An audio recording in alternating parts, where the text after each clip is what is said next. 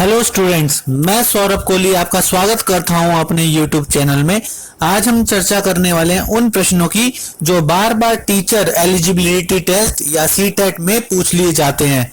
ऐसे ही प्रश्नों की चर्चा होगी जो बार बार आपके आने वाले एग्जामों में भी आ सकते हैं, और इसके अलावा उन्हें किस प्रकार आराम से समझा जाए और कैसे हम उसे आसानी से हल कर सकते हैं, इन प्रश्नों को समझेंगे। ये 20 प्रश्नों का समूह है। शुरू करते हैं। मानसिक स्वास्थ्य विज्ञान का उद्देश्य क्या है? मानसिक स्वास्थ्य की रक्षा, रोगों का इलाज, आत्मविश्वास को बढ़ाना, ये सभी ही मानसिक स्वास्थ्य विज्ञान का उद्देश्य है। यानी कि ये सभी, उत्तर इसका सभी है। निम्न में से कौन सा अनुशासनहीनता का सामाजिक आर्थिक कारण नहीं है? बिखरे घर, निम्न आर्थिक स्थिति, अयोग्य शिक्षक, पास पड़ोस का व्यवहार या आस पड़ोस। इसका में है अयोग्य शिक्षक।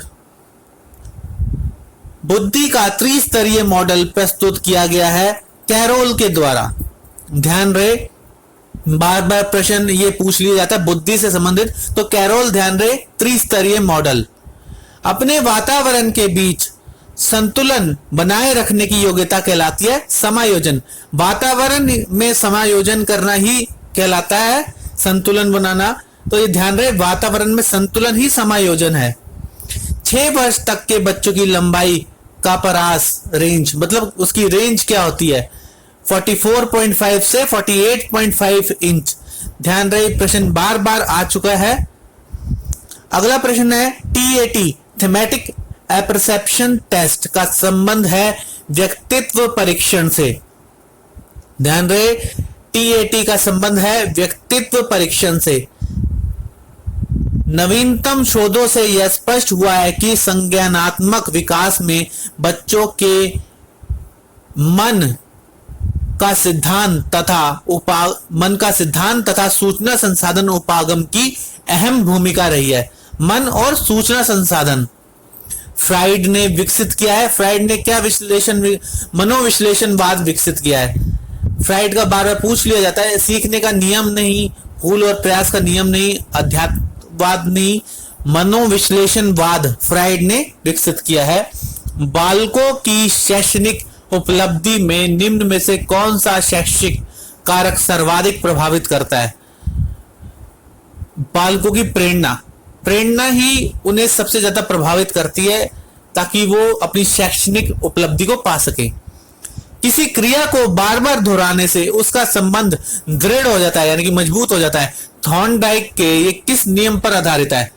ये अभ्यास के नियम पर आधारित है, यानी कि बार बार जब आए तो ध्यान रखें, अभ्यास का नियम। एक बालक ने एक बिल्ली को डंडे से मारकर भगा दिया। अब जब भी बिल्ली बालक को देखती है तो तुरंत भाग जाती है। बिल्ली के सीखने की क्रिया किस प्रकार की है? संबंध सहज क्रिया द्वारा सीखना। ध्यान रहे, ये संबंध सहज क्रिया है जिसके द्वारा सीखते हैं। मनोविज्ञान की दृष्टि से सीखने का अर्थ है व्यवहार में वांछित परिवर्तन आना, ना कि ज्ञान बांटना। अब देखिए कि विषय वस्तु का ज्ञान नहीं हो सकता, विषय वस्तु को रट लेना भी नहीं हो सकता, और व्यवहार में गिरावट भी नहीं हो सकता। मनोविज्ञान की दृष्टि से सीखने का अर्थ है कि वांछित परिवर्तन ही आना होता है। 13वां क्वेश्चन, अंतर्भुज अभिप्रेरणा का आशय यह है कि बालक पुरस्कार पाने की इच्छा में, या दंड से बचने के लिए, या अध्यापक के डर से गृह कार्य पूरे करने में। इसमें से जो सर्वश्रेष्ठ उत्तर है, जो इसमें सटीक बैठता है, ज्ञान की वृद्धि के लिए लगन से पढ़ाई करता है। अभिप्रेरणा, लगन। ध्यान रहे, अभिप्रेरणा से लगन। अधिगम का प्रयत्न और भूल के सिद्धांत का प्रयोग निम्नलिखित में से किसने सबसे पहले किया था? थॉर्नडाइक। अधिगम यानी कि सीखने का प्रयत्न थॉर्नडाइक का है।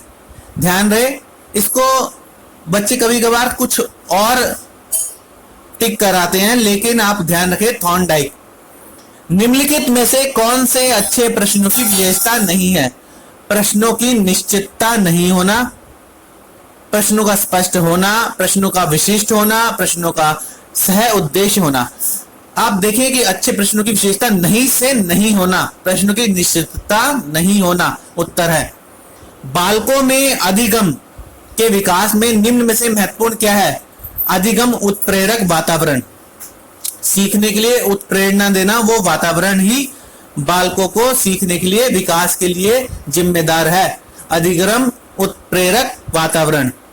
अगला प्रश्न है, नैतिक मूल्यों के प्रति अध्यापक का क्या दृष्टिकोण होना चाहिए? नैतिकता को शिक्षक अति आवश्यक चीज समझे। शिक्षक का दायित्व है कि वह स्वयं को नैतिक बनाए, या इसमें से क्या हो सकता है?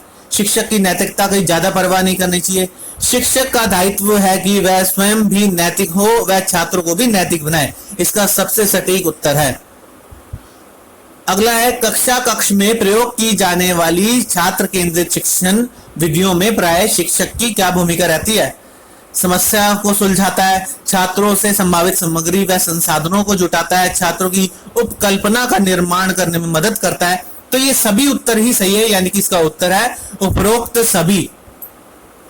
अगला प्रश्न है, तिरस्कृत बालक की समस्या का प्रमुख कारण क्या है? तिरस्कृत बालक की परिवार का आर्थिक स्तर कम होना, निम्न होना, बालक में झूठ बोलने की आदत, बालक के द्वारा कानून की अवहेलना? नहीं, ये सब नहीं है। तिरस्कृत बालक की समस्या माता पिता की आपसी लड़ाई है, जिसको देख के बालक के अंदर तिरस्कृत की भावना आती है और तिरस्कृत समस्या उत्पन्न होती है।